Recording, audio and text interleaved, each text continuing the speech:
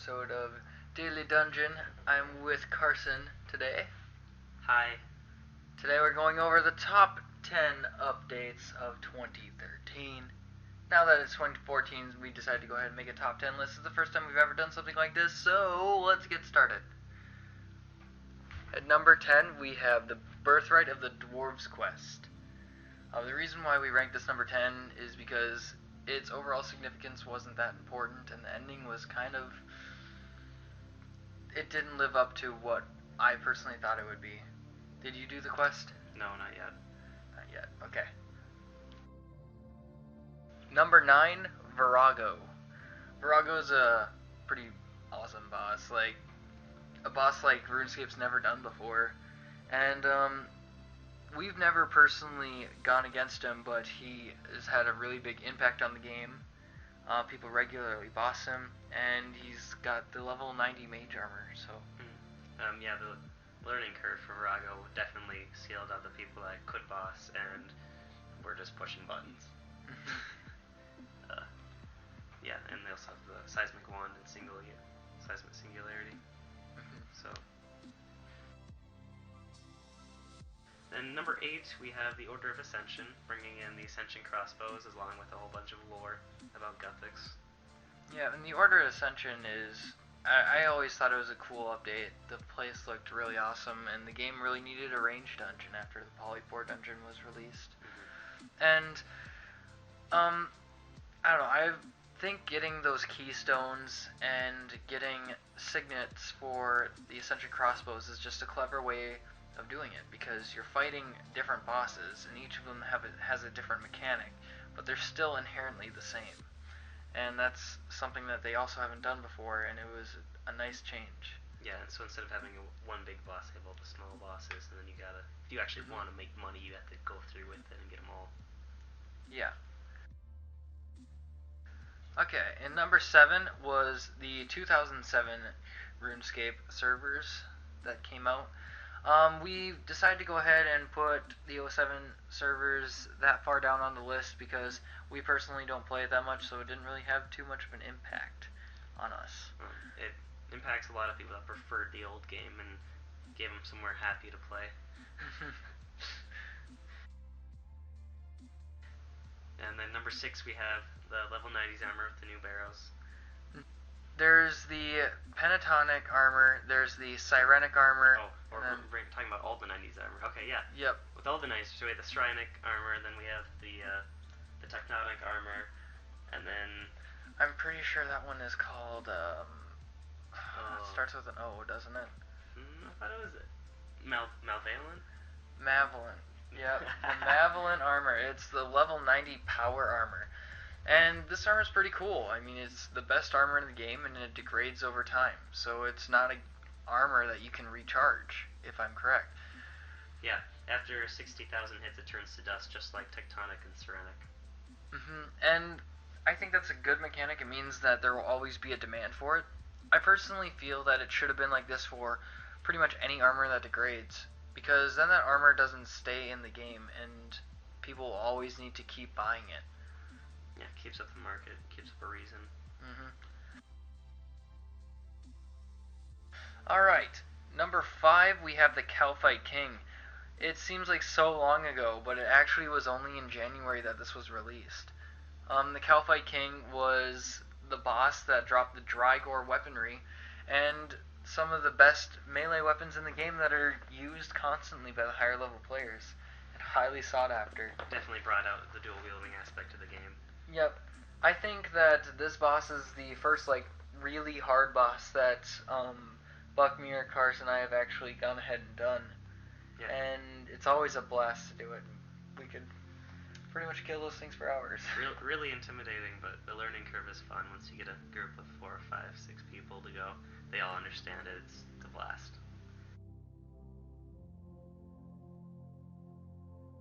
And we ranked the world events at number 4. This is both Bird and the Beast and the Battle of Lumbridge.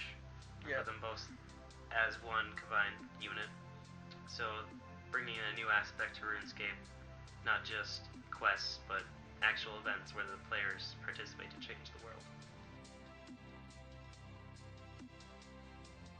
So the next one we have is the World Wakes quest. Oh. This basically sparked everything. I mean, spoiler alerts here, but honestly, if you don't know this by now, then how are you still playing RuneScape?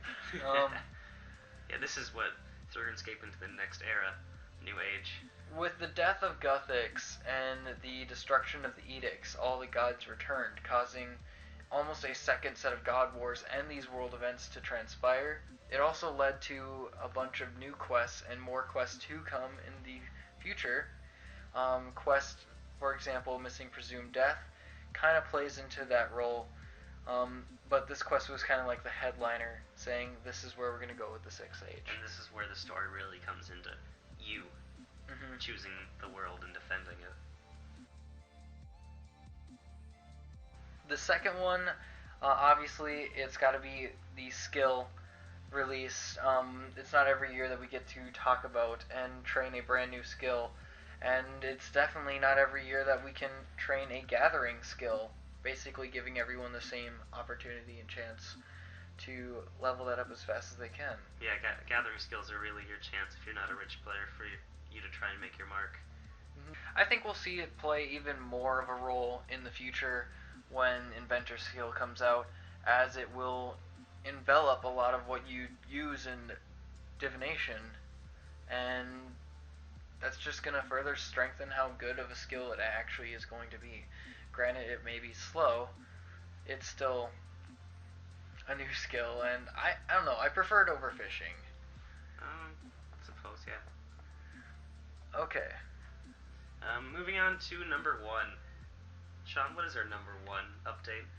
It has to be the overall release of RuneScape III, including the brand new interface system, the release of all this new story arc content, and it's just so much upgrades to the game. It's not done yet either. No, far from. HTML5 will be coming out as soon as browsers are capable of handling it, and that's the only thing holding it back at this moment, according to Jagex. And that's just pretty cool. I mean, all these new things that come out with RuneScape 3, all these new connections to YouTube, to Facebook, all these interactions Jagex has never done before, and it's all focused around the release of the third version of the game. It's just great. RuneScape 3.0. Yeah. What are your favorite add-ons to RuneScape 3? I really enjoy the interface. Now that it's here, I gotten used to it. I like how if I want to, I can shrink something, make it grow. It's just the nice ability to customize the look of the game of how I want. As well as they're constantly adding into the content that we're allowed to edit and mess with. It's really I like it. It's my game. RuneScape. Yep. My favorite parts of it were definitely the soundtrack upgrades were pretty much amazing. When I loaded up that RuneScape 3 client for the first time, and you could hear the music in the background. Right. Yeah, this is going to be different. This is going to be better. And this is music that I'm not ashamed to say I have listened to while I'm playing the game. In the past, I haven't really done that, but I find myself doing that more and more when new tracks get released.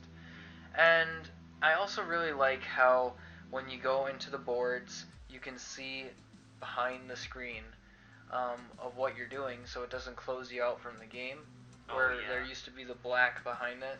And then you stop whatever action you were doing. Yep. I also like these new things that are coming out almost regularly with updates.